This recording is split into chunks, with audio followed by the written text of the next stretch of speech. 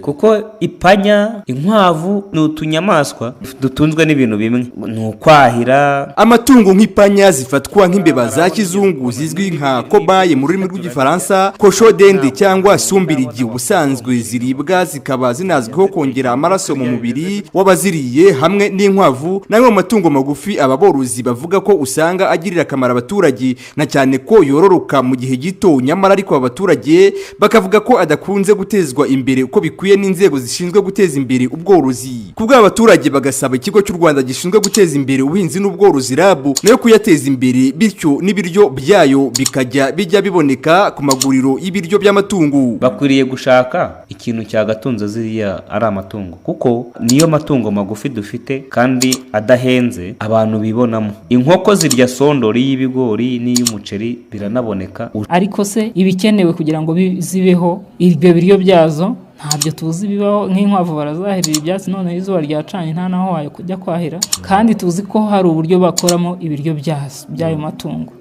Turasaba leta rero ko ibyo biryo nabyo byaboneka nk'uko n'ibindi biboneka by'andi matungo, kugira ngo abantu babe benshi babashe kuzorora. Minisiteri y'ubuhinzi n'ubworozi nabwo yishishikarije abantu kuzorora bakabikora, kuko nazo zifite akamaro cyane cyane ku buhinzi, ifumbire yazo. Umuyobozi ushinzwe amatungo atuza mu kigo gishinzwe guteza imbere ubuhinzi n'ubworozi mu Rwanda RAB, Dr. Hirwa Claire Dandre, avuga ko ku matungo y'inkwavu RAB yahuguye aborozi uburyo bwo kuzorora neza, ikabaha n'icyororo, ari nabyo ikomeje gushyiramo imbaraga, kandi kuri ubu ngo n'ibiryo byazo byatangiye kuboneka. No ku matungo y'amapanya azwi nk'imbeba za kizungu ngo baracyayigaho. Ndumva aborozi nyine bamaze guhugurwa, none akaba ari nabo nyine bafasha mu gutanga icyororo, bahawe icyororo kindi kivuye hanze, kugira ngo tubashe kuzamura icyororo cy'inkwavu dufite mu gihugu.